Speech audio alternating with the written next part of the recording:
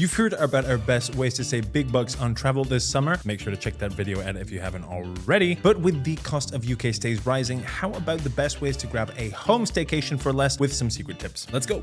Our first tip here is destination, destination, and destination. We can't emphasize enough that selecting the right holiday destination can significantly impact your budget, especially when it comes to accommodation prices. But there are truly some great places available with reasonably priced hotels. In fact, some of the top-rated seaside towns and villages, 6 of them in fact, have an average hotel rate of 100 quid or less with ratings of at least 70%. These include Llandudno, Filey in Yorkshire, Lynmouth in Devon, Berwick-upon-Tweed, that's in Northumberland, and Tynemouth in Tyne and Wear. In fact, in general, holidays in the north of England, Wales, Scotland, and Northern Ireland are all much more cost-effective than in the rest of the UK. For example, Which only last year determined that week-long stays in a mid-sized cottage was over £500 cheaper than in Cornwall, as our research seems to bear out, as you'll see here. Similarly, you can save over £400 on a one-week UK holiday by opting for a lesser-known destination just a few miles away. A comparison of average hotel room rates between 10 well-known locations and lesser-known nearby ones show potential savings of between 24 quid to 59 quid per room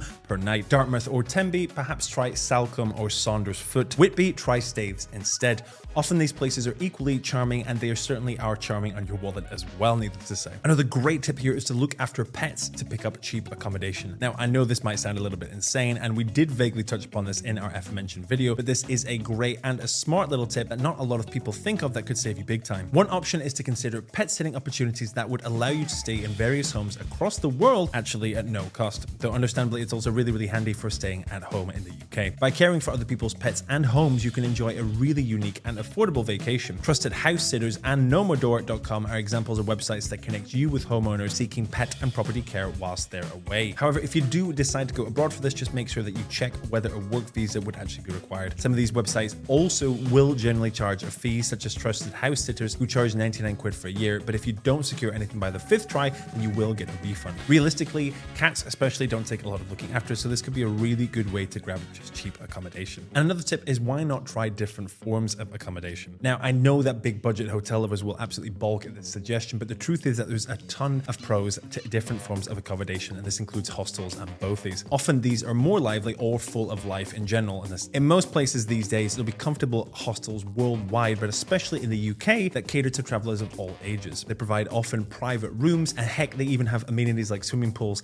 and who doesn't want something like that? While many of them will also provide complimentary breakfasts at some of the best prices you can afford on the market as well. Great platforms to search for accommodation are both Hostelworld as well as YHA, in addition to Booking.com, which has a fantastic loyalty scheme that provides you with numerous discounts when you continue to book with them. For those who are seeking adventure or embarking on a walking holiday, however, camping is typically the most cost-effective option in terms of accommodation. There's campsites literally all over the shop, often with fantastic facilities with clubs, pools, or short walks to beaches nearby. If you want to get really frugal, you can even check on sites like FreeCycle to get free camping gear. Watch our video on the best secondhand apps for more great sources for cheap secondhand equipment. However, if camping really isn't your bag, get it, or if you're looking for inexpensive stays in remote areas, then an alternative worth considering is the Mountain Bothies Association. I myself have used these in the north of Scotland before, and it's a really great way to get a real off the beaten track feel staying in a one with nature setting. Maybe that's just me being a massive hippie, but it's a great way to save some cash nonetheless. If you are going for hotels, however, then make sure that you prep your saving strategy in our next tip here. Now, the truth is that there are so many variables in terms of finding a good cheap hotel. Firstly, if you're not seeing the prices that you want, then it's definitely worth trying to book direct via a hotel's website to see if prices are better, or even just calling them direct. Hotels actually always want to avoid prices from hosting on third-party sites, and they will often throw in extras even if they can't bring the price down. Secondly, chains such as Travelodge and Premier Inn can also save you a pretty penny. If you're booking with Travelodge in particular, then make sure that you use the price finder tool, that's the link in the bio obviously,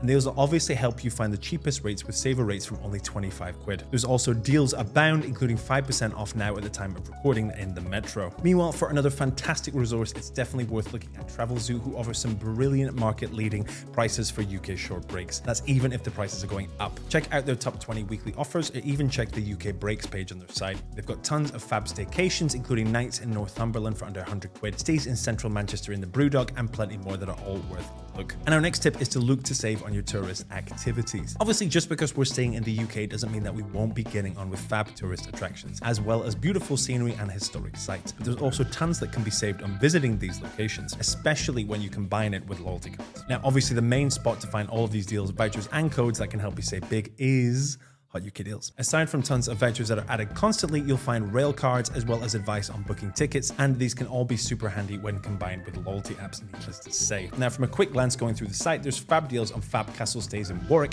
including 2-day castle visit for 123 quid, whilst London Zoo is a £5 for adults, and there's a 50% discount on Port Ventura as well. In addition, the National Trust also regularly gives discounts on membership and includes free open days that will be taking place across the country in this September. Now, if you're looking for theme park breaks, including hotel and tickets, you can either pull it together with low-cost tickets yourself, and a good place to look for these is Sun Super Days, and obviously you find the hotel yourself as well. Or you can look out for package offers from providers such as Legoland Holidays, Chessington Holidays, which also runs promos throughout the year, such as the second day free at a theme park and more promos like that. And another tip we have here is that eating out is underrated. Now, I understand that part of the fun of a holiday break is trying out cute new restaurants and cafes, and certainly nobody is saying to stop that, but the truth is, if you're eating out for breakfast, lunch, and dinner, it all adds up. Now, if you don't manage to grab a stay with breakfast included, it can be definitely worth grabbing somewhere with cooking facilities, so you can at least all cook together and take a packed lunch. If you do, however, want to visit a restaurant, then maybe just check on the restaurant online and see if they offer perhaps set menu deals earlier on in the day. It's literally the same service and food, and it's often at a fraction of the cost, and even chain restaurants like Côte Brasserie also do so. Secondly, if you do go to a supermarket to eat, then of course make the most of your loyalty schemes since you're still in the same country. So make use of that Tesco Club Card to stretch your holiday budget, especially since these schemes also often include accommodation and attraction providers to offer you discounts off. They might now only be worth 2 times value on their partners, but that still works great for companies like Pizza Express and Legoland, whereby 50p will still be £1 in vouchers.